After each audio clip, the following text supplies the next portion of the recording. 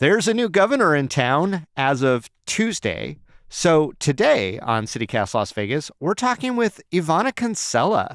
She was the chief of staff to the outgoing Sisolak administration. It's kind of a exit interview that you will not hear anywhere else. We talk about the high points and the low points, and we even dive into the deep of the Northshore COVID testing controversy that became a flashpoint in the election. It's Thursday, January 5th, 2022. I'm Dayvid Figler, and this is CityCast Las Vegas.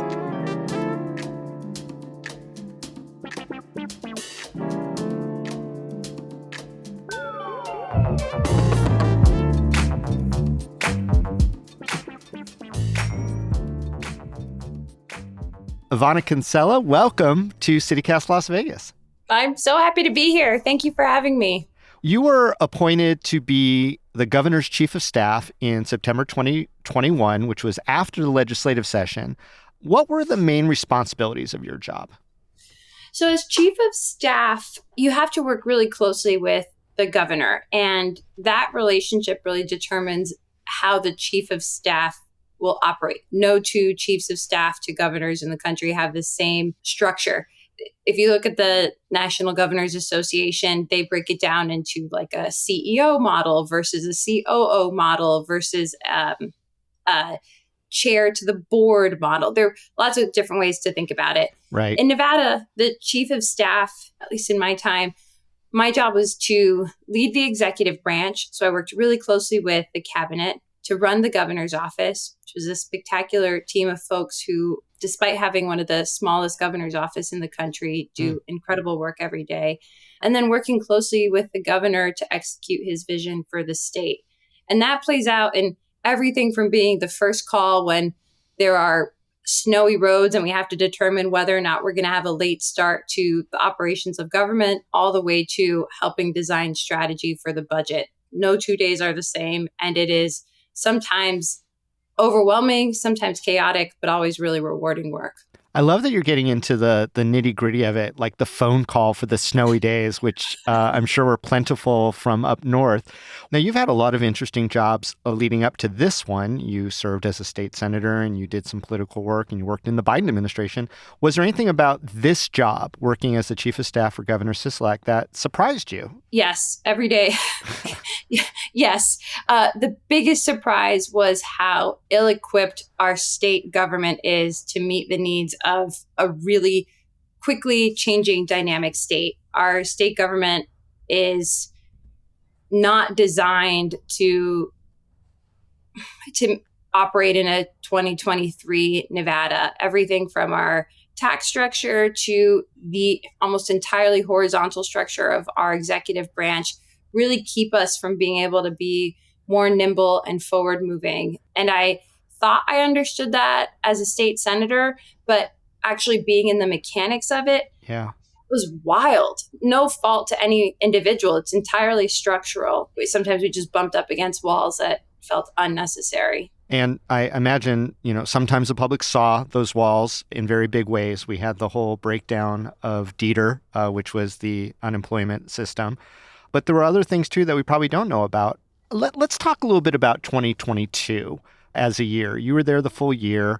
It was also an election year, which was pretty rough for your boss, Steve Sisolak. He turned out to be the only Democrat governor incumbent to lose in the 2022 cycle.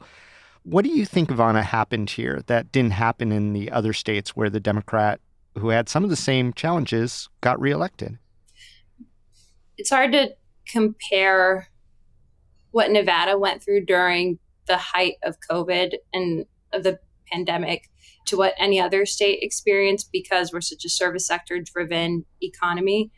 When the governor made what are some of the hardest decisions I think any governor will hopefully ever have to make in the history of our state, it put a lot of people in tough spots, maybe for the first time in their lives. We had people who for the first time had to rely on food banks to feed their families, who for the first time had to look to unemployment as a way to support themselves or support their families, who through no fault of their own and because of something totally out of their control were kept out of work and their lives were suddenly uprooted. In some cases, you had single moms in apartments with 4 kids, and suddenly she had to be an algebra teacher and an art teacher and a mom and do her own job. And, on and on and on with examples. I think people were able to understand why those decisions were made, but they made a decision at the ballot box to choose a different direction. They weren't able to forget what those moments were like. And I firmly believe the governor did the right thing. He saved countless lives, but paid an electoral price that was probably unique to Nevada in a lot of ways. And I'm going to say that's a thoughtful analysis of a lot of the voters. What didn't happen, though, was that wasn't a real push in the advertising, right? The campaign ads. I want to talk a little bit about Northshore. That was the COVID testing company mentioned in that ProPublica story about false results and also favoritism from the governor. That was all part of that story. And I know it's a hard question, but since you were referenced as a point person for the Sisolak administration with Northshore, did you feel responsible in any way for an issue that had some degree of traction with the voters, at least in the ad cycle? You can't help but think, what role did I play in the election? And because I have a background in electoral politics, I certainly spent some time thinking about that. But I also don't think the North Shore, it's not really a story. What happened with North Shore was so different than the way it was discussed in the campaign. And what happened was we were in the Omicron surge, and we were getting a ton of incoming on a lack of testing capacity. And it was before the Biden administration had really gotten to a point where testing was widely available. And so I got an email. I was the first point of contact from Mike Wilden, former chief of staff to Governor Sandoval, longtime DHHS employee, right, which is the Department of Health and Human Services, ran the Department of Health and Human Services. And he said, hey, hearing from the community that there are challenges getting testing. Who do I talk to now that X person is no longer there as the COVID point person? And then, talk to this person. Yeah. Let's figure this out together. And what I didn't know was who he was emailing me on and who he was in contact with was someone who was the son of a donor to the governor. I didn't know that. And I acted the way I would have had anyone sent me a query on what was happening in the community, asking a question. One of the things I'm most proud of was I tried my hardest to be as responsive and as transparent as possible and to play the connector role that is really important in making sure people have access to government. We actually had an episode on the podcast about that with Anjanette Damon, who wrote the story. And you would agree that her reporting was level, fair? Yes, and that she took the time to look at a lot of the documents, did the public records work. She's an incredible investigative reporter.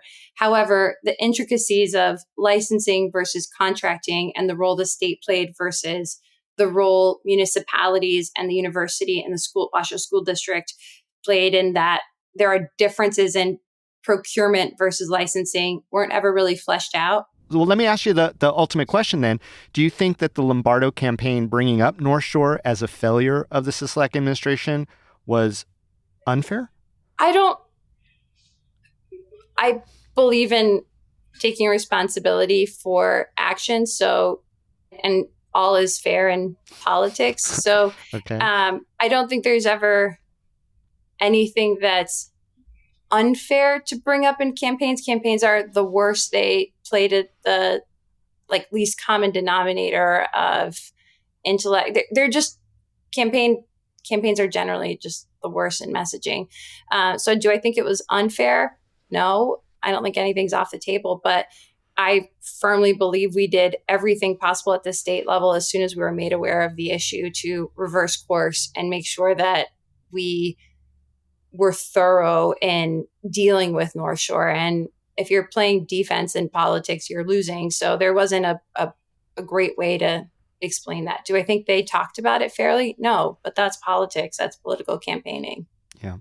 I can come up with one example of unfair campaigning that you would agree with me on, though, straight up, and that is that Yvanna Cancela does not like dogs. Oh, God. Do you Yeah, remember? I do very much like dogs.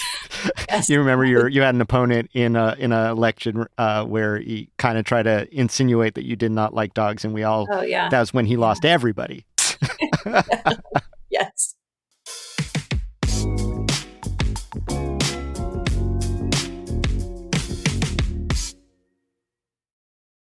All right. Hey, let's fast forward to the last day of the Sisolak administration.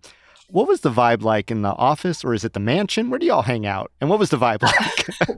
So we had two offices. We had an office in the Capitol and one in Grant Sawyer, which is a government building on Washington in Las Vegas.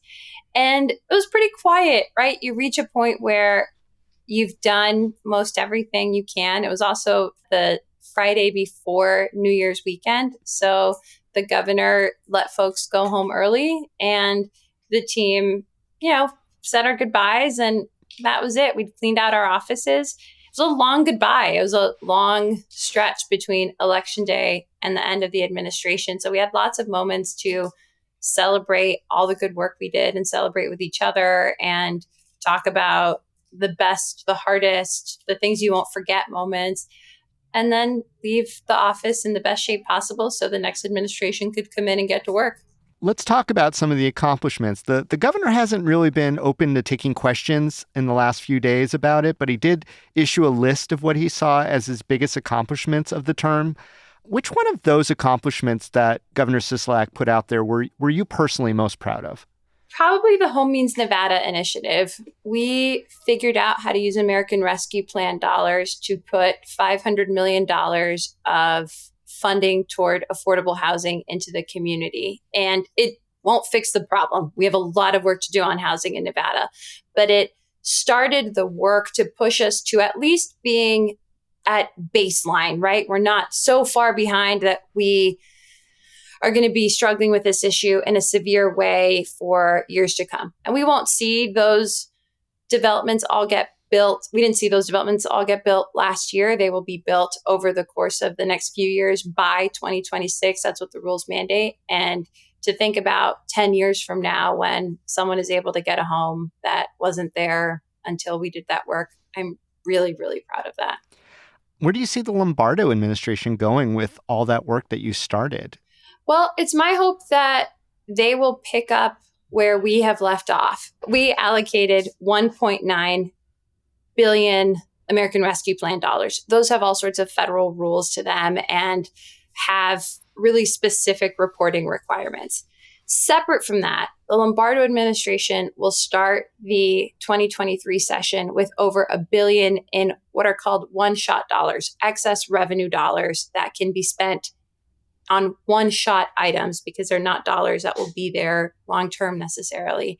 And so it's my hope that the Lombardo administration will take some of the items that we put into the budget as one-shot items and use them to build on things like housing and mental health and all of these issues that we know are incredibly important and also historically underfunded to do good work and build on what we've already done, instead of looking backwards and trying to undo things. Can the Lombardo administration derail what you started if they wanted to?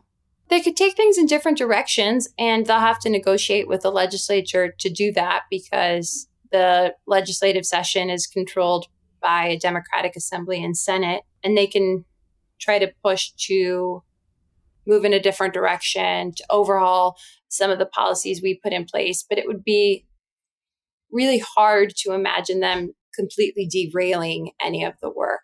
How about some of these one-shots? Can they pull their own one-shots if they wanted to, or? Yeah, they will design. So one of the last things we did as a Sisolak administration was put together the skeleton of the budget and make budget decisions. So on housing, we put in $100 million of that over close to $1.5 billion with a B in one shot. We said $100 million of those goes to the Nevada Division of Housing to be a revolving affordable housing loan fund so that at any time we can work with developers to build affordable housing. They may or may not decide to keep that in the budget. They now take the decisions we made on one shots and on the capital improvements projects and on the entirety of the budget and make it their own. So we will see at the end of the month, as Governor Lombardo gives a state of the state, what decisions they've made with the one shots, with agency budgets, with general fund dollars, and we'll know a bit more about the new governor's priorities through that. Sounds good. And we'll all cross our fingers that we don't hear that all 1 billion is going into the world's largest slot machine. And then everyone has to fight about if it goes up north or down here, et cetera. Right. Right. That's right. A new team started to move in as you were moving out, essentially. How did you view your role at this specific point of transition? I thought it was really important to ensure continuity of government, to show a peaceful transition of power, and to make sure we did everything we could to leave the office in better hands than we found it, and that we were as ready and able to offer assistance as the new administration started putting their team together. Because what we saw on January 6th a few years ago, and the way that we talk about elections in this country, can be really scary. Yeah. And it would be really troubling if any sort of story or rumor got out that we were being petty or challenging or that we weren't being helpful, because that's not good for people who are reliant on government. So from day one, the governor reached out to the governor-elect and said, here to help. I reached out to Ben Kiekefer as soon as he was named chief of staff. We put together transition memos. We answered any question that came our way and did our best to make sure they were ready to get to work on day one. I appreciate that to know, and I think all fans of democracy appreciate that too. You mentioned Ben Kiekefer. You know your replacement pretty well, I'd imagine. You served in the state Senate with him. When you reached out to him, did you give him some advice? Would you want to give him advice that you haven't yet? Well, one is I told him the governor's office is entirely too small to meet the needs that it is tasked with. I spent a good chunk of last year studying other state governments and state government models in governor's offices with the hopes of having one of the signature bills the governor would run in the next legislative session be a government modernization bill. And I handed all that work off to Ben, along with the team that was working on it, of some private sector folks, some outside government folks, just people who have spent time thinking about organizational management. And I said, if you do nothing else, work to change government and the governor's office, because it will make you, the governor-elect, now Governor Lombardo, and the executive branch more successful. I think I probably lost him about 30 minutes into my soapboxing on that, which I'm happy to do at any time. But yeah, a little rough saying, hey, you know what you really need to do, Ben, in Lombardo? More government. Right. Yeah. We need more government in your office. But I feel that so deeply in my bones that if we work to change the structure of our state government, we will be able to meet so many of the challenges we face. So, Yvanna Cancela, what's next for you? What are you going to do after all this amazing experience that you've had in our state? I'm going to regroup with my family this month. I'm spending the next 2 weeks in Miami with my family, just hanging out. I'm going to go to Rome for 10 days and do a me trip and just spend some time with myself. And then I was going to say ooh la la, but that's the wrong language. Okay. And then? I don't know. And then I'm going to figure it out, but I need some time to get back in touch with myself. I've spent almost 16 months thinking about Nevada, Nevadans, and Governor Sisolak, and I need some time to think about me. Some days I think about spending the next 6 months studying for the bar exam while starting a small dog walking business. Some days I want to go work on the front lines of reproductive justice. I don't know, but I know that it will be great, but I'm going to have to get myself in good shape first. Okay. And now here's the $1 billion one-shot question. Will you stay in Nevada? I don't know. It really depends on opportunity, but my heart is always in Nevada. So my hope is to, at the very least, stay within the work in Nevada. And if I can stay there, and if there's an opportunity there, I'd really like to. Okay. I'm going to end this with the universal motto, fist bump. Home means Nevada, Yvanna. Home means Nevada. Yes. Thanks so much for joining us on CityCast Las Vegas. Thanks for having me. Happy New Year. Happy New Year.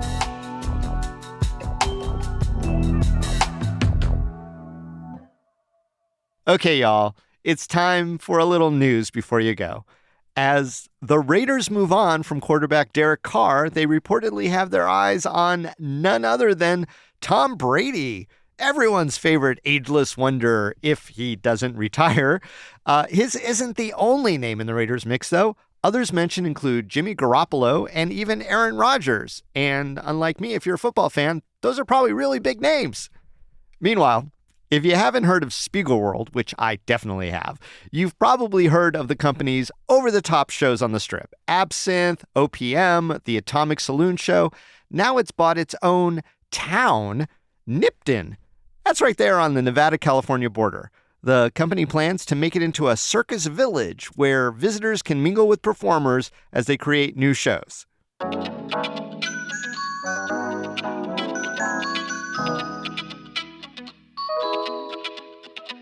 That's all for today here on CityCast Las Vegas. If you enjoyed hearing about the inner workings of our government or just that inside goss, let us know on the socials and tell a friend. Then rate the show, whether you listen on Apple Podcasts, Spotify, Stitcher, or whatever the person next to you in the coffee shop is listening on. Hey, don't forget to leave us a review there too, and subscribe to our brilliant morning newsletter. We'll be back tomorrow morning with our Friday news roundup. They're really fun, so tune in. Talk soon.